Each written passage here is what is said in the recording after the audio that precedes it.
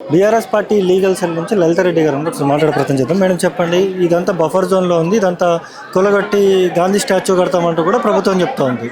ఇక్కడున్న బాధ్యతలు అసలు ఏం చెప్తున్నారు, అసలు ఎటువంటి లీగల్ ఫైట్ చేయబోతున్నారు? చూడండి, వీళ్ళకి లీగల్లీ అన్ని పర్మిషన్స్ ఉన్నాయి. ఇది ఇల్లీగల్ కన్స్ట్రక్షన్ కాదు. గవర్నమెంట్ ఇచ్చిన అప్రూవల్స్ ఉన్నాయి, వీళ్ళ దగ్గర శాంక్షన్ ప్లాన్స్ ఉన్నాయి.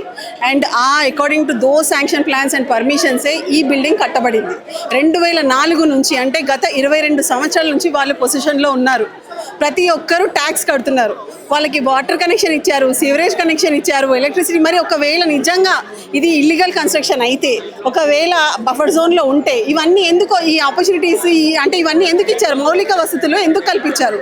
దాని గురించి అసలు గవర్నమెంట్ ఎందుకు అన్ని కలెక్ట్ చేస్తుంది? మరి ఛార్జెస్, సో ఛార్జెస్ అన్ని కలెక్షన్లో తీసుకుంటారు. వాళ్ళ ప్రాపర్టీని మళ్ళీ రిజిస్టర్డ్ ఫ్లాట్స్ ఇవన్నీ.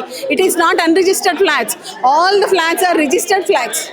సో ఇక్కడ మీరు తీసుకొచ్చి ఒక గాంధీ సరోవర్ కట్టడానికి అని చెప్పి ప్రజల మీద ఒకవేళ మీరు డెవలప్మెంట్ చేయాలంటే అది తప్పు. ఎప్పుడు కూడా గవర్నమెంట్ ఏం చేయాలంటే ప్రజల కోసం, ప్రజలతో కలిసి డెవలప్మెంట్ ఉండాలి, కానీ ప్రజల మీద, వాళ్ళ ఆస్తుల మీద నిలబడి ఒక డెవలప్మెంట్ చేయాల్సిన అవసరం లేదు.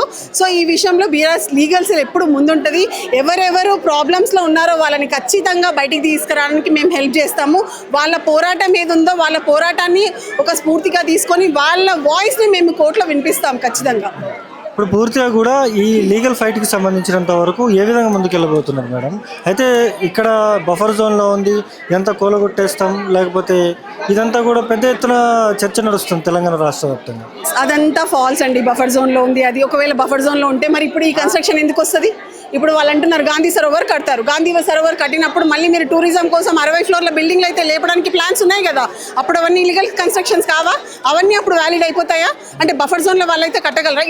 ఇది అసలు బఫర్ జోన్లో లేదు. నేను మీకు చెప్పినట్టుగా ఆల్రెడీ వీళ్ళకి అన్ని పర్మిషన్స్ ఉన్నాయి.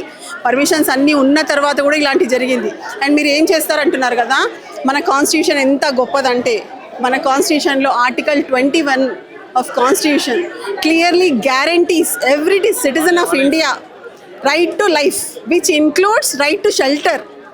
ఆ రైట్ టు షెల్టర్ని ఒకవేళ మన మౌలిక హక్కులను ఎవరైనా భంగపరిస్తే, ఇంక్లూడింగ్ గవర్నమెంట్, ఆర్టికల్ 226 కింద హైకోర్టుకి వెళ్ళి రెమెడీ తీసుకోవచ్చు.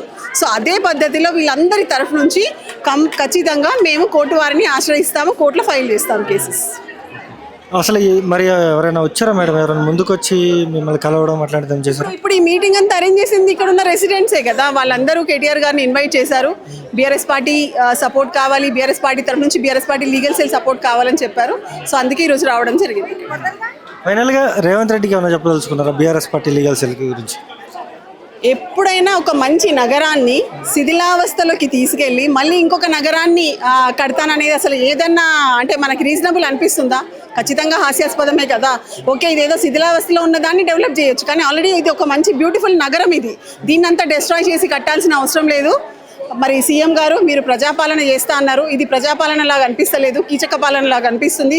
ప్రజలందరూ ఏడుస్తున్నారు, ఆర్తనాదాలు వినిపిస్తున్నాయి. మరి ఆర్తనాదాలు, ఆ ఏడుపులు, ఆ శాపనార్థాలు వినిపిస్తే నాకు ఒక సాడిస్టిక్ ప్లెజర్ వస్తుందని అంటున్నారు.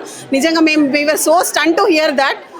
ఇది కరెక్ట్ పద్ధతి కాదు, మీరు అలా చేయకూడదు. ప్రజలు మీకు ఒక ఆపర్చునిటీ ఇచ్చారు, మంచి సీట్లో కూర్చున్నారు, మీరు మంచిగా ప్రజాపాలన చేయాలి, కానీ ప్రజల్ని ఇట్లా కష్టాలు పెట్టొద్దని చెప్పేసి మీ అందరి ముఖంగా ఆయనకి అడుగుతున్నాను నేను. అది చూసుకోవచ్చు. ఇప్పటికే బీఆర్ఎస్ పార్టీ లీగల్ సెల్కి సంబంధించి కూడా మేము కార్యాచరణ అంతా కూడా సిద్ధం చేస్తున్నాం. ఖచ్చితంగా కూడా లీగల్ ఫైటింగ్ మేము రెడీ అంటూ కూడా బీఆర్ఎస్ పార్టీ లీగల్ టీం అయితే చెప్తున్న పరిస్థితి ఇక్కడ. ఇది ఇక్కడ పరిస్థితి. కెమెరా పర్సన్ శివతో సన్నీ, మ్యాక్స్ న్యూస్, హైదరాబాద్.